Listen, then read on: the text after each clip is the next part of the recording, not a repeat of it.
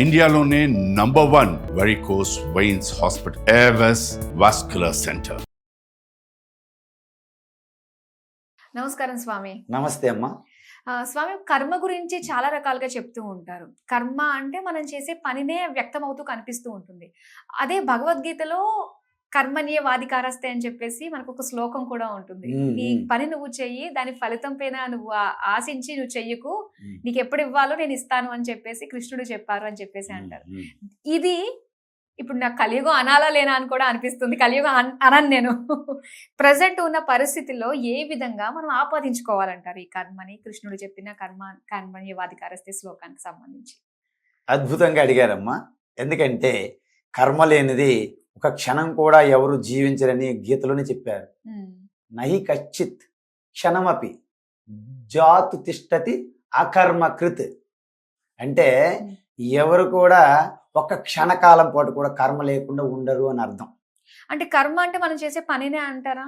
నీళ్లు తాగేది, మాట్లాడేది. ఇప్పుడు కర్మ అంటే ఇంగ్లీష్ లో యాక్షన్, చేష్ట.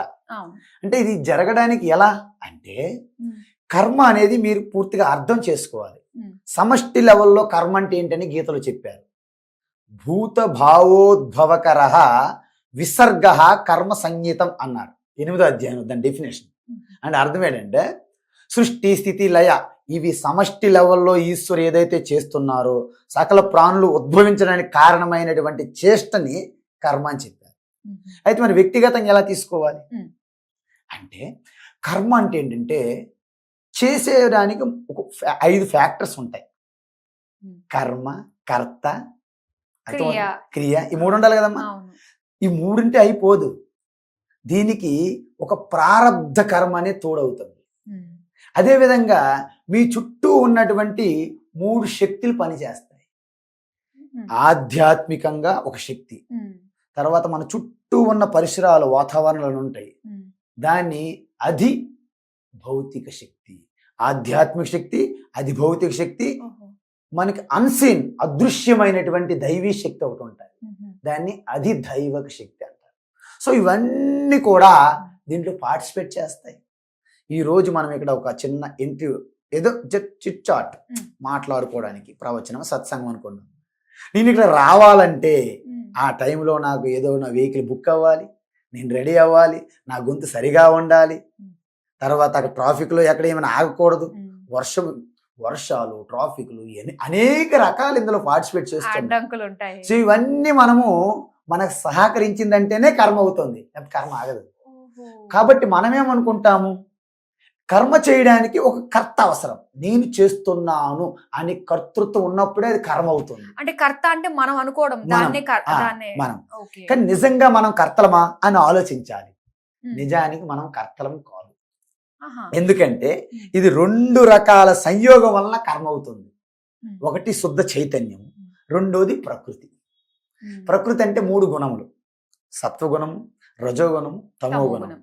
అంటే యావత్తు సృష్టి మొత్తము కూడా ఈ 3 గుణాల కలయికంటే మీరు నమ్మాలి, విశ్వసించాలి. ఎలాగంటే కేవలం శుద్ధ చైతన్యం ఒక్కటే ఉంది సృష్టిలో, ఇంక రెండోది లేదు. స్టార్టింగ్లో ఇప్పుడు కూడా అదే ఉంది, కానీ దానిపైన ఒక సినిమా లాగా ఒక గేమ్ జరుగుతుంది అనమాట. సృష్టి అనేది, ఈ ప్రపంచం, జగత్ అనేది ఒక గేమ్ అనమాట. ఎలాంటిది? సినిమా లాంటిది. ఉన్నది తెరే, కానీ 2.5 గంటలు మనం కింద మీద పడిపోతాం అది చూసుకొని. తర్వాత మళ్ళీ ఏమి లేదు, తెర. Morning show, matinee show, night show, 3 షోలు వేసిన తర్వాత మళ్ళీ మిగిలిన వాళ్ళు తెరే. ఇది కూడా శుద్ధ చైతన్యమే. దానిపైన సృష్టి అని ఒక షో, తర్వాత స్థితి, లయము వస్తూనే పోతాను. శుద్ధ చైతన్యం ఒకటి. దాని నుండి మాయాశక్తి అంటారు. 3 గుణాలు ఉంటే మాయాశక్తి అని అర్థం. అవి మొత్తం తమోగుణం ప్రభావంతో జడంగా, సత్వగుణము, రజోగుణము, తమోగుణం 3 మిక్సర్ అయితే మన ప్రాణులుగా, అధిక సత్వం అయితే దేవతలుగా, ఈ 3 యాంగిల్కి విడిపోయి వస్తుంది అనమాట. దాని నుండే అన్నిట్లో కూడా శుద్ధ చైతన్యం ఉంటుంది, ప్రకృతి 3 గుణాలు ఉంటాయి కదా. సో ఈ విధంగా అందువలన శుద్ధ చైతన్య పరమాత్మలో ఎటువంటి చేష్ట కర్మ ఉండదు, కానీ జరిగేవంతా కూడా ఈ ప్రకృతిలోనే జరుగుతుంటాయి అన్నమాట. అర్థమవుతుంది కదమ్మా. అందువలన శుద్ధ చైతన్యం ఆధారం లేకుండా కర్మ జరగదు. తెర లేకుండా సినిమా లేనట్లుగా, నీరు లేకుండా బుడగలు, అలలు లేనట్లుగా, బంగారం లేకుండా ఆభరణాలు లేనట్లుగా, చెక్క లేకుండా ఫర్నిచర్ లేనట్టుగా, పరమాత్మ లేకుండా సృష్టిలో అణువు కూడా లేదు. ఒక ఇసుకరేణువు తీసుకున్న దానిలో శివశక్తులు ఉండి ఉంటాయి. That is the truth fact. So ఈ విధంగా ఈ రహస్యం తెలుసుకున్న తర్వాత నేను అనేది ఏంటి? అహంకారం. అంటే మనసు, బుద్ధి, చిత్త, అహంకారం అంటారు. 4 ఉంటాయి. అంతఃకరణం. ఈ నేత్రములు, చెవులు ఇవన్నీ బాహ్య ఇంద్రియములు. సో ఇవన్నీ కూడా ఇన్స్ట్రుమెంట్స్ అనమాట.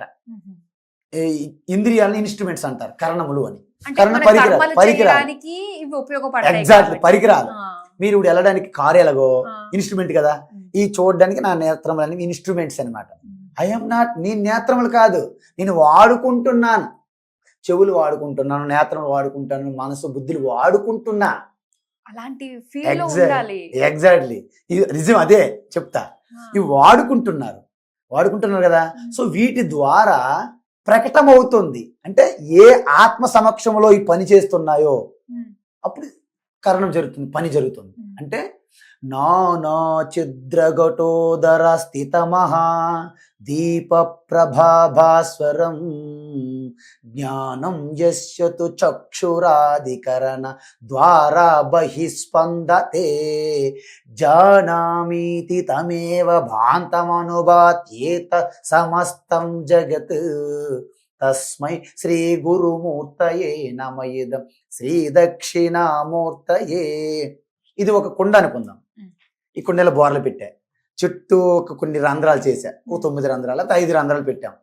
లోపల ఒక క్యాండిల్ వెలిగించా, ఏమవుతుంది? వెలుగుతుంది. అన్ని రంధ్రాల నుంచి జ్యోతి కిరణాలు వస్తాయి కదా. అదే విధంగా ఇది ఒక కుండలాంటిది అనమాట ఈ శరీరం. ఈ ఇంద్రియములన్నీ కూడా రంధ్రాలు. లోపల ఉన్న చైతన్య పరమాత్మయే వినికిడి శక్తిగా, దర్శన శక్తిగా, వాసన శక్తిగా, రుచి శక్తిగా ప్రకటమవుతుందన్నమాట. అందువలన వాస్తవానికి ఆ ప్రకాశం రంధ్రం నుంచి వస్తుంది కదా. రంధ్రం అనుకుంటుంది నా జ్యోతి అని అంటది, రంధ్రం అనుకోడు. కాబట్టి మనం వింటున్నా, మాట్లాడుతున్నా, ఆలోచిస్తున్నా, ఏం చేస్తున్నా ఆ జరుగుతున్న యాక్షన్ యొక్క ఆధారము చైతన్యం చెందుతుంది కదా. కానీ నేను చేస్తున్నా మనం ప్రకటించుకుంటాం అజ్ఞానం వల్ల. అవును, అజ్ఞానం వల్ల, అంతే కదా. కాబట్టి కర్మణ్యేవాధికారస్తే మా ఫలేసు కదాచన. కర్మ అంటే ఎప్పుడు కర్మ చేయడంలోనే నువ్వు శ్రద్ధ పెట్టాలి తప్ప రిజల్ట్ నీ చేతిలో లేదు. నీ చేతిలో లేని దానికి ఎందుకు నువ్వు అనవసరంగా పెట్టుకుంటున్నావు? ఇప్పుడు ఈవేళ ప్రోగ్రామ్ పెట్టాలని మీరు నిర్ణయించాలి. జస్ట్ దానికోసం మాత్రమే మీరు ఆలోచించాలి. ప్రోగ్రామ్ అవుతుందా లేదా, అసలు స్వామీజీ వస్తాడా లేదా, అసలు ఆ టైంకి కరెంట్ ఉంటుందా లేదా, ఆ టైంకి మన వాడు వస్తున్నాడు లేదా, జంబునాథ్ వస్తున్నాడు లేదా, సాయినాథ్ వస్తున్నాడు లేదా. ఇవన్నీ మీకు none of your business. You just focus on what you are going to do. మనం ఏం చేయాలనేది ఫోకస్ పెట్టాలి. ఎందుకు చెప్పాడు కృష్ణ అంటే, as a student, as a వ్యాపారం, బిజినెస్ ఆర్ ఎంప్లాయ్మెంట్, ఉద్యోగం, ఏదైనా మనం చేస్తున్నప్పుడు రిజల్ట్ మీద దృష్టి పెడితే మన శక్తి స్కాటర్ అయిపోతుంది, విడిపోతుంది, డివిజన్ అయిపోతుంది. సో 100% ఇన్పుట్ మీరు ఇవ్వలేకపోతారు. 100% ఇన్పుట్ ఇవ్వలేనప్పుడు మీ అవుట్పుట్ ఎంత వస్తుంది? రాదు కదా. అందుకే కర్మణ్యేవాధికారస్తే అంటే కర్మయందు చేస్తున్నప్పుడు 100% అటెన్షన్తో చెయ్యండి. రిజల్ట్ గురించి మీకు వద్దు, ఎందుకంటే రిజల్ట్ అనేది మీ చేతిలో లేదు. ఎన్నో ఆధారపడి చెప్పాం కదా. అందరూ సహకరించాలి. ఇవన్నీ సహకరించాలంటే మీలో ఉన్నటువంటి ఆ మంచి గుణాలు ఏవైతే ఉన్నాయో, దైవీ సంపద, ఎదురువారికి సాయం చేయాలి. ప్రేమ, శాంతి, ఎప్పుడు కూడా కలత చెందకుండా ఏది జరిగినా మన మంచికే అని ఆ ఈశ్వరుని తలుచుకుంటూ మీదిని ప్రారంభించడం, ఇవన్నీ కూడా దైవీ సంపద, దైవీ గుణాలు అంటారు, సద్గుణాలు అంటారు. ఆ గుణాలతో లోకానికి కళ్యాణం జరగాలని ఎవరైతే పాటుపడి కర్మలు చేస్తారో వాటిని సత్కర్మలు అంటారు. సత్కర్మలు చేయడం వలన మీకు తెలియకుండే మీ అంతఃకరణం పవిత్రంగా, శుద్ధంగా తయారవుతుంది అనమాట. అప్పుడు మీరు ఏది చేస్తున్నా మీకు ఈశ్వరుడు మీతో తోడు ఉన్నాడా అన్నట్లు అనిపిస్తుంది అనమాట.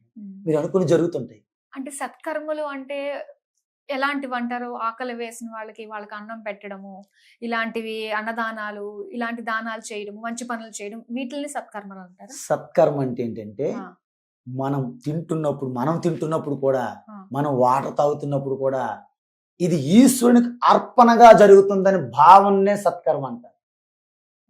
అంటే మనం లేచినప్పటి నుండి పడుకున్నంత వరకు మనం ఏది చేయని, ఎవరికి మీరు వాటర్ ఇచ్చినా, ఎవరికి మీరు ఫుడ్ పెట్టినా, ఎవరికి మీరు వస్త్రం పెట్టినా, లేక మీకు మీరు ఫుడ్ తింటున్నా, మీరు వాటర్ నీరు తాగుతున్నా, ఏది చేసినా మీ ద్వారా ఇది నేను కాదు చేసేది, చేయబడేది నేను చేయిస్తున్నటువంటి శక్తి ఒకటి ఉన్నది వెనక్కుండి. చూసారా, రంధ్రాల ద్వారా లైట్ వచ్చినట్టుగా నాతో చేయిస్తున్న శక్తి ఒకటి ఉంది.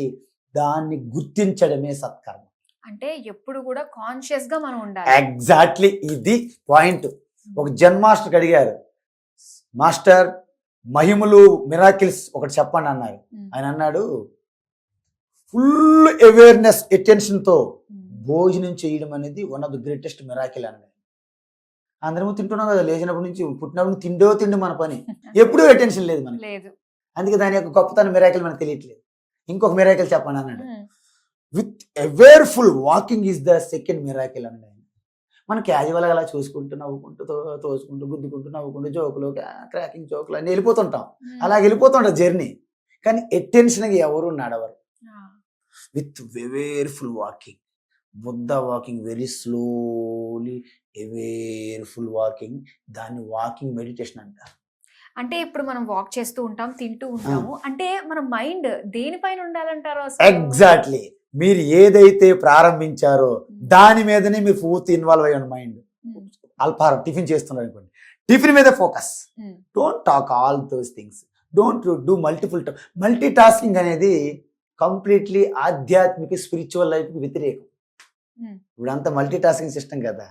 డ్రైవింగ్ చేస్తున్నారు, ఫోన్లో మాట్లాడేస్తున్నారు, వారితో డిస్కస్లు అవుతున్నారు, ప్లాన్ చేస్తున్నారు, ప్రాజెక్ట్ అంటాడు, అది ఫోన్ అక్కడ పెట్టి అంటాడు అని డ్రైవింగ్లు చేస్తున్నారు. మళ్ళీ ఇది వెరీ డేంజరస్ అంట. ఎందుకంటే మీ యొక్క పర్సనాలిటీ స్ప్లిట్ అయిపోతుంది అన్నమాట. మైండ్ ఇంటలెక్ట్ రెండు ఉంటాయి కదా, ఆ రెండింటి మధ్య గ్యాప్ వచ్చేస్తాయి అనమాట. Your split personality, you will get soon stress, anxiety, worries all attack అయిపోతాయి అన్నట్టు మీ త్వరలో. సో ఎవరైతే అవేర్నెస్కి ఏ టాస్క్ చేసినా దాన్ని కర్మణ్యేవాది కారేస్తారు. మా ఫలేసు, మా అంటే వద్దు అని అర్థం, డోంట్ ఏంటి ఫలేసు results. Why? Result is not in your hand. మరి ఎక్కడ ఉన్నది? ఏకో దేవ సర్వభూతేషు గూఢః సర్వవ్యాపి సర్వభూతాంతరాత్మ కర్మాధ్యక్ష సర్వభూతాదివాసః. మీకు అర్థమైపోతుంది సంస్కృతం కదా, చాలా స్పష్టంగా ఉంది కదా. ఏం లేదమ్మా, అన్ని ప్రాణుల్లో కూడా ఒకే చైతన్య పరమాత్మ ఉన్నాడు అంతర్యామిగా, అన్నిట్లో మొత్తం బ్రహ్మాండం అంతా. కాబట్టి అదే సర్వ ప్రాణుల్లో అంతరాత్మగా ఉన్నది. కర్మకి అధ్యక్ష ఆయన ప్రెసిడెంట్. మనం తీసుకుంటాను మా ప్రెసిడెంట్షిప్, నేను తీసుకుంటాను రిజల్ట్, మీరు నిర్ణయిస్తున్నారు. అది మీ డ్యూటీ కాదు కదా. మనకి చిన్నప్పుడు ఏం చెప్పేవాళ్ళు, కుక్క పని గాడిచ్చేస్తే ఏమైంది? Some loss. అందువలన కర్మకు అధ్యక్ష స్థానం ఈశ్వరు అయినప్పుడు దాని రిజల్ట్ నిర్ణయించిన మీరెవరు? అందువలన డోంట్. మరి what is your duty? Just do అటెన్షన్గా ఎవేర్ఫుల్గా యువర్ డ్యూటీ చేయి. రిజల్ట్ నీకు ఎంత ఇవ్వాలి అనేది నీకంటే ఆయనకి బాగా తెలుసు అంటున్నాను. ఎందుకు తెలుసా? మనం కోరిక పెట్టుకుంటాం కదా, కోరిక జనించే ముందు ఆ స్మరణ చైతన్య పరమాత్మే కదా. అంటే మనకంటే ఆయన ముందు తెలుస్తుందా, మన ముందు తెలుస్తుందా? అంటే మనకి ఎంత కావాలి ఆయన ముందు తెలుసా, మనకు తెలుసా? ఇది చూడమ్మా, అందుకే మనకి ఎవరైతే యోగ్యం సంపాదించుకోవాలంటారు. మీ డ్యూటీ సిన్సియర్ చేసుకోండి, నిజంగా చేసుకోండి. మీకు రావాల్సిన మీ ఇంటికి, మీ రూమ్కి వస్తాయి, మీ కాళ్ళ దగ్గరికి వస్తాయి. మీరు ఎంటపడి తిరగండి, చక్కెరలు తిరగండి, ఊరికే నిరాశ, డిసప్పాయింట్మెంట్. అవునా? అందువలన ఫస్ట్ గీత ఏం చెప్తుందంటే deserve then desire. Deserve first, you are deserved అంటే మీకు ఇస్తారు. డిజర్వ్డ్ అంటే ఇవ్వడం కదమ్మా యోగ్యత. అందువలన deserve people no need to desire also, it will come. Why unnecessary desire? So అందువలన అలాంటప్పుడు కర్మలు చేయకుండా విడిచిపెట్టకూడదు. అలాగే కర్మలు మాండని వీల్లేదు, దాంతో సంఘం కూడా పెట్టుకోకూడదు. అలా వచ్చింది పోయిందంతే, నది వెళ్తుంది ప్రవాహం, మనం విట్నెస్, అన్నీ వస్తుంటే పోతుంటాయి. అందుకే పద్మపత్ర మేము అంబస మయి సర్వాణి కర్మాణి సన్యస్యాధ్యాత్మ చేతస. మీ యొక్క మనసు ద్వారా అన్నిటికీ డిటాచ్మెంట్తో నువ్వు కర్మలు చెయ్యి అన్నారు. ఎలా చెయ్యాలి? ఈశ్వరార్పణంగా సకల కర్మలు చేయమన్నారు. మీరు ఏదైనా ఇప్పుడు తుడిచారనుకోండి బయట ఆఫీస్, ఉమ్. ఈశ్వరునికి పూజగా మీరు తుడిస్తే మీరు ఎలా ఫీల్ అవుతారు? హ్యాపీ ఫీల్ అవుతారు. అవును.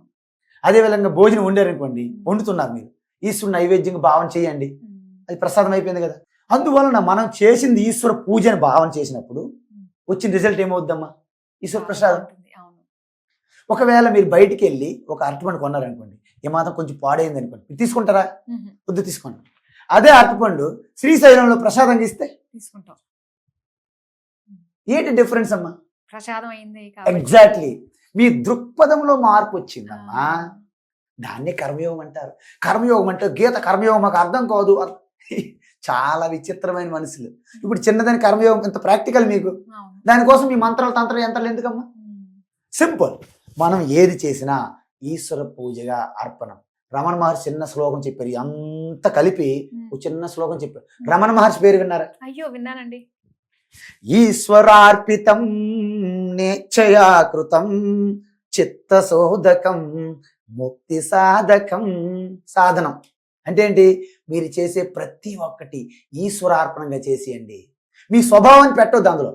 నాకు ఇది కావాలి, మీ కోరికలు, మీ సొంత పైత్యం పెట్టొద్దు. కాబట్టి మనం చేసే ప్రతి కర్మని ఒక యోగంగా మార్చుకోవాలమ్మా. యోగం అంటే ఉపాయం, యోగం అంటే పరమాత్మ జీవాత్మ రెండు కలయిక. యోగ అంటే కలయిక, అంటే చేస్తున్న కర్మని యోగంగా మార్చుకోవడమే కర్మయోగము. దాన్నే సత్కర్మ. సత్కర్మ అంటే ఆ కర్మకి ఆధారభూతమైన అధిష్టాన దేవత అయినటువంటి పరమాత్మను గుర్తించి చేయడమే సత్కర్మ. అందులో సకల ప్రాణుల పరమాత్మ ఉన్నారు.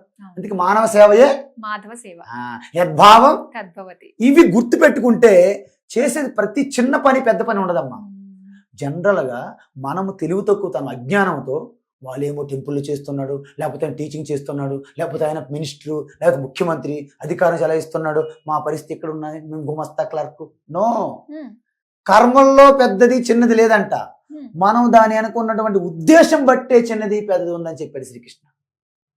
శ్రీకృష్ణ గీత బోధించినప్పుడు గురువు, రథం తోలేటప్పుడు డ్రైవర్, రెండు సమానం అంటాడు ఆయన.